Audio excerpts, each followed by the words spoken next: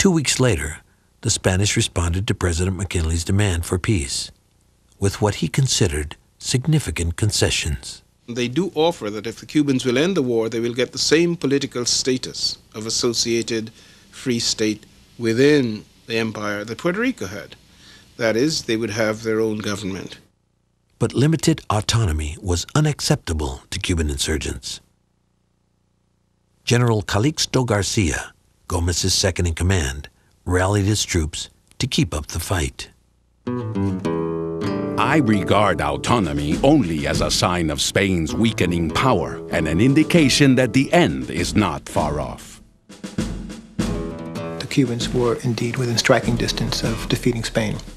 The Cubans almost controlled the entire countryside, certainly in the eastern end of the island and significant pockets of western Cuba. The Spanish have now retreated from the small towns to the larger provincial cities and the coastal points. One more rainy season, one more summer campaign would be enough to expel the Spanish from the island. My own view is that the Spanish were not going to get out, and they were not on the run. The Cuban Revolution had been going on since 1868. This is 30 years later.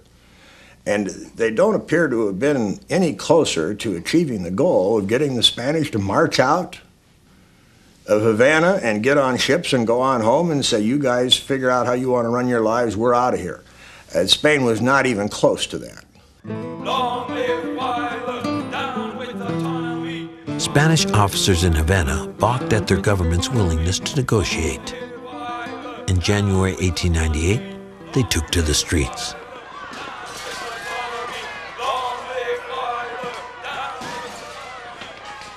I believe that my government will reduce army officers to obedience. I want your president to keep America from helping the rebellion until the new plan of autonomy has had a fair chance. Maria Cristina, Queen Regent of Spain. On January 24th, President McKinley ordered the battleship Maine to Havana to protect U.S. interests on the island. Spain's ambassador to Washington, Enrique Dupuy de Lome, was unimpressed with McKinley. A letter Dupuy de Lome had written to a friend in Havana was intercepted by Cuban revolutionaries and offered to the New York Herald. McKinley is weak in catering to the rabble, and besides a low politician who desires to leave a door open to the jingos of his party. The New York Herald needed a day at least to authenticate the letter. The Cubans said, you don't have a day. They took it to Hearst. Hearst published it immediately with huge, huge headlines. Greatest insult ever to America. Spanish insult our president. And the Hearst papers now demanded, and other papers as well, that war was the only recourse.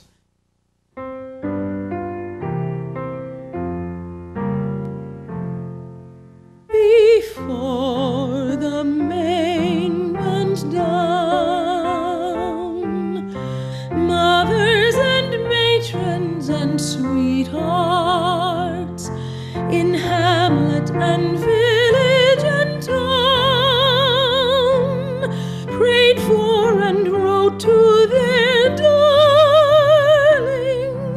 before the Maine went down.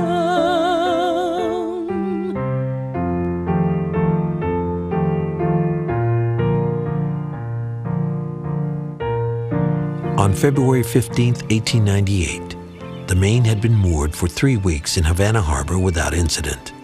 The crew was anxious to return to the United States. Captain Sigsbee, who was the commander of the Maine, later recalled that the Marine sergeant who played taps on the bugle was achieving some very elaborate flourishes with it that night. But the sense was tranquility, peaceful. As sailors aboard the Maine began falling asleep, an explosion rocked the front end of the ship. At 11 p.m., Captain Sigsbee wired Washington. Maine blown up in Havana Harbor at 9:40 tonight and destroyed. many wounded, and doubtless more killed or drowned.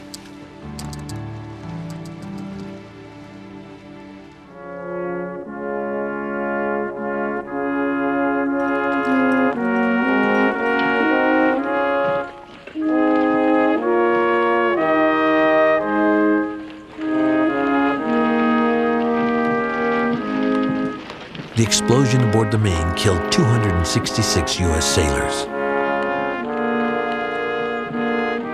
The dead would be given a hero's burial in Arlington National Cemetery.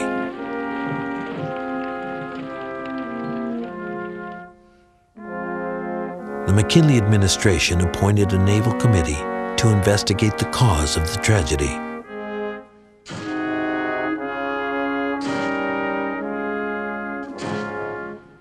Many Americans had already made up their minds.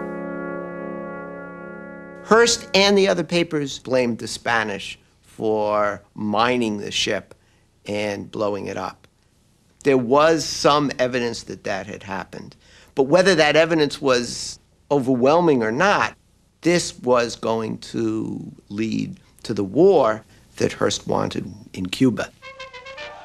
Hearst's journal proposed a regiment of athletes that would overawe the Spanish army with their mere physical presence. The New York World reported that an army of Indians under Buffalo Bill Cody would clear Spain out of Cuba in 60 days. Jesse James's brother, Frank, volunteered to lead a company of cowboys. Every day brought new editorials claiming that the Americans had no choice now but to go to war, not only to avenge the Maine, but to save the Cubans from the treachery, the butchery of Spanish colonization. People were supporting independence, were defending Cuban independence, were buying bonds for Cuban independence. The church pulpits in this country had come out in favor of Cuban independence. The proposition of freedom for the island had now seized the public